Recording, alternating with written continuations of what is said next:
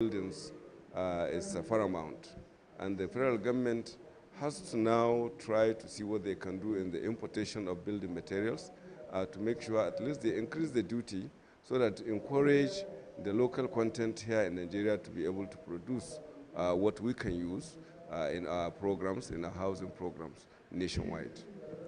It's for us to start with our mindset and our orientation. The idea that anything that comes from overseas is better than what is home is first a mindset. Secondly, with improvement in infrastructure, things like power, it makes it more easier for people to look at local production. And then importantly, to start to patronize our made in Nigeria goods, because that's how you sort of encourage them to do better, to do more, and for more players to get into the industry. Welcome back. The program is Housing Development. I'll be handing over to Festus Adebayo now as he interviews Engineer Harmon Okunu, a Rwanda-based developer. Keep watching Housing Development. My name is Festus Adebayo, and I will be your anchor for this program today. And I have a very wonderful guest in the studio. For the benefit of the viewers seeing you on this program for the first time, I want you to be the one that will introduce yourself. Okay, thank you, Mr. Festus. My name is Engineer Harmon Okunu of Workers Affordable Property Limited. We are based in Rwanda and equally in Nigeria here. I've had experience with Chevron, with over 20-something years in Chevron, but we decided to go into real estate management after early retirement. So currently we are doing some housing in Rwanda and Nigeria. Thank you. With your experience in Rwanda and Nigeria, I think you are in the best position to tell us what is going on in the business, building materials markets. Today the cement price is 13,000 naira in Enugu. What could have been the factor responsible for this, and what is the way forward? In terms of the rising cost, I think it's general on all products. I think that is driven by a lot of factors, which include the forex and other factors, that transportation costs and all that. But I think I would rather let us focus on what are the other alternatives, to cement. What is the way forward now? Yeah, as in the way forward. So one thing that is missing is the perception about laterite, the use of laterite. In East Africa region, where the Kenya, Uganda, Rwanda, Burundi, and Tanzania, most of the houses there are built from laterite. So that has a lot of savings, in terms of use of cement. Now, with your experience, you have done 2 or 3 projects in Rwanda. Tell us how you are able to do that. What exactly are being the role of government in ensuring that this type of challenges of increase in building material prices do not happen?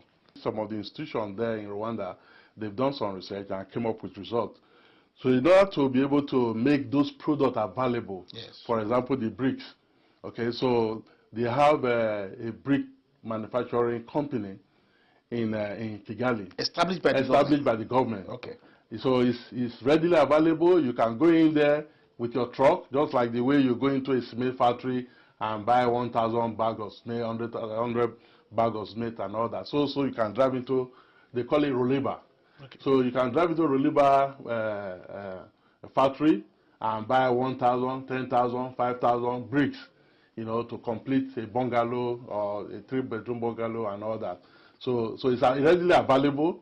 And you can also, where maybe production is not meeting up with the demand, they increase their timing and all that to ensure that the production is there. But you go in there, you see a lot of people, actually, making order for supply. And also the factory production line is also being increased. Last time I was there with the MD of Roliba, and I can see they're bringing in some new production line that is going to increase the quantity, the rate of production. To meet the demand of the people. They are also encouraging investors to also produce those bricks. So there are 2, 3 other investors who are equally doing the same, but the one being produced by the government is more in quantity, they're more refined, the quality is higher and all that. The same way too, the Rwanda government have also looked at the marine board. Marine board we are using in Africa are not produced in Africa. 100% of marine board come from China. So, but marine board are made from bamboo trees, and there are bamboo trees in Africa. So the government have encouraged the citizens, the farmers, to go into the farm and plant more bamboo trees, because as we speak, they are focusing on building an industry, that is going to produce marine board. And that is going to create a lot of employment, transportation employment, farmers employment, and more revenue and a better GDP for the country. And also be able to help developers to reduce the cost of importing marine board, custom duty, transportation. Rwanda is a landlocked, so once you get to Tanzania or get to Kenya, to transport a 40-foot container to Rwanda is over $4,000 per container. So you can imagine you need about 2 or 3 containers for your project. That's another additional cost, to the project. So government has a role to play to identify, like back to Nigeria, like NIBRI, they've done a lot of research. They've been able to come out with beautiful and sustainable products. So the question is, how do we now take this from that level to a commercial level? And also the production should be large enough to be able to go around. So somebody in Enugu, somebody in Kano, somebody in Akwa Ibom, somebody in Bayelsa, and all that, should be able to have it available to but you think, I think since we are operating in the same environment, NIBRI may also face the same problem of transportation, because it's the same road that Dangote trailers are taking, that NIBRI product trailers will also be taking. Well, and also in the same Nigeria, the electricity issue. So don't you think government need to also do something in the of enabling environment? Well, I didn't want to talk about infrastructure. Yeah. I think it's a critical need for everything. Even the food we eat, the water we drink, we need enough infrastructure to be able to support that. But I want to stay within the building material gap. And what recommendation, what suggestion we can put forward to help us. So if the government is serious about ensuring that this product that has been researched and identified and available at NIBRI need to be available to the people, to developers. It means that, not just one industry need to be built. It can be 6 industries, 1 per region. It can be multiple of industry that produce that product. It can even be programmed in a way that we produce the product and even sell to Africans.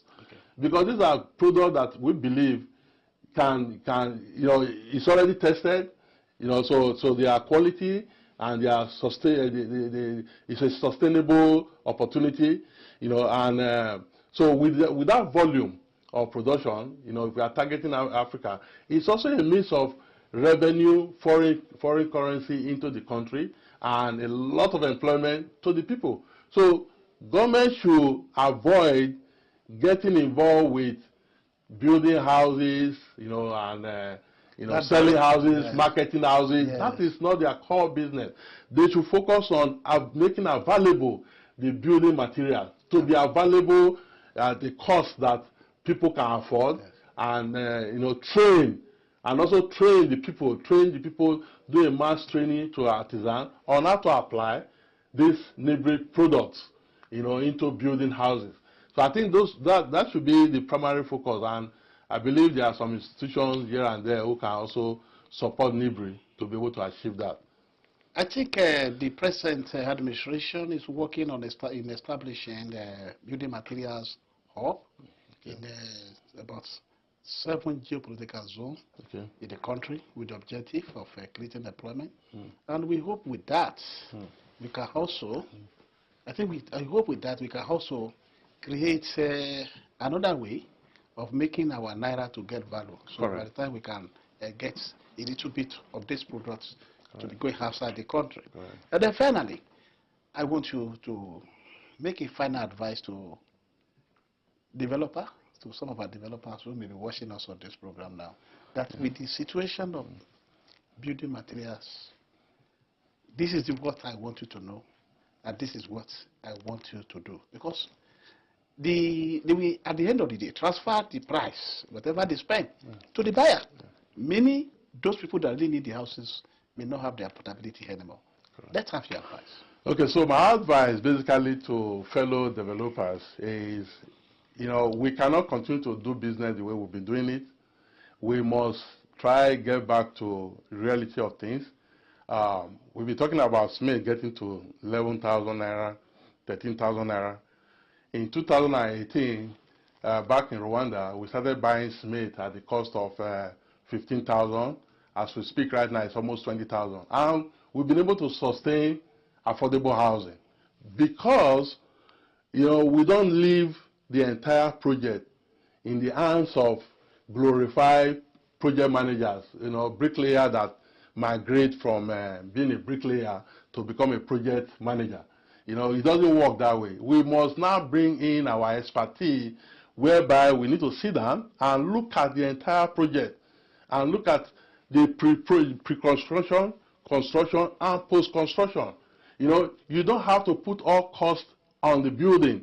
If you are building an estate that has over 100 units, there should be some commercial facility in the estate, which means that you can also transfer your profit into that commercial facility because you already have a number of people who are going to be resident in that area. So therefore, you have a ready market. People are building commercial facility looking for customers to come, but you already have a ready customer. So that's just one way. Then the other aspect is, okay, the material you are removing from site, the laterite, how best can you make use of it, to reduce total cost?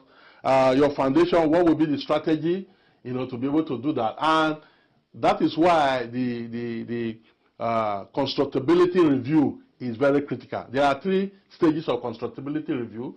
One is done before the project, where you bring, it's a 1 day or 2 day session, where you bring in different experts who have done this in different ways. So in terms of procurement, how best they procure, are they procuring bit by bit, or is it lump sum, is it direct from the manufacturer or your corrugated sheet?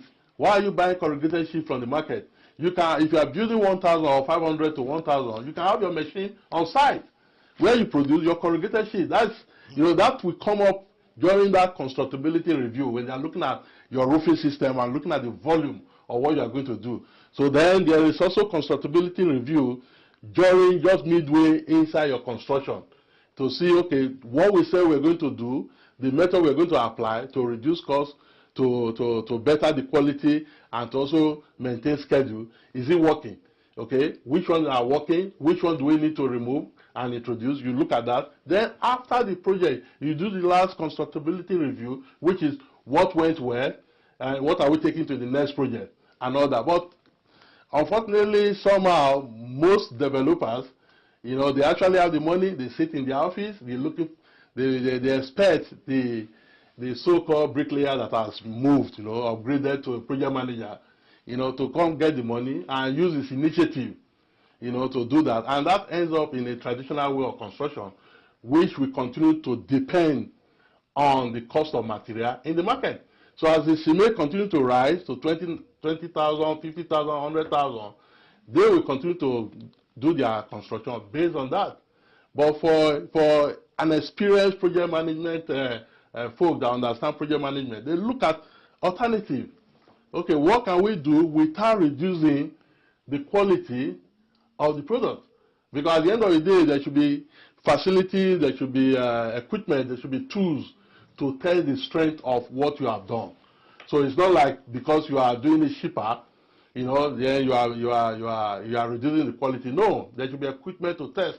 In Rwanda, when they come in unannounced and test your building, your material, you get the foundation approval. There's a license for foundation approval. As you get to the next level, there's also an approval. As you get to the last level, there's an approval. Then there's also a resident occupancy approval. You can't just build and people just occupy the building. So they come in with the equipment, and if it doesn't meet the strength, it's taken down. There's nothing like you go past behind the scene. So basically, fellow developers, we just have to do the right thing, and let's look beyond just the traditional way of building houses. Otherwise, the common man, the low-income people, the medium-income people, opportunity to own house will continue to elude them. What is a very big thank you to you for sparing time to be on our program today. Thank you. And I hope to see you anytime we invite you again. One of the most effective ways to achieve affordable housing in Nigeria is through government intervention. The government can provide subsidies or tax breaks to developers who build affordable housing units. The government can also implement policies that encourage the development of affordable housing, such as reducing the cost of land and providing infrastructure like road, water, and electricity. Providing these basic infrastructures are very fundamental to creating affordable housing. This is because it makes cost reduction on the developer while serving as a great motivator for home seekers. Many times, investors look out for these basic amenities before choosing a destination for their investment, and so having all of these in place will greatly enhance home ownership for Nigerians.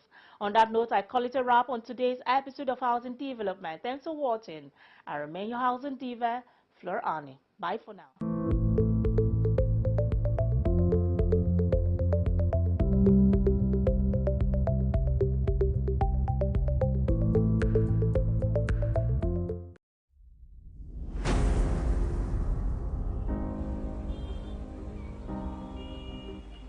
When the city is getting too loud,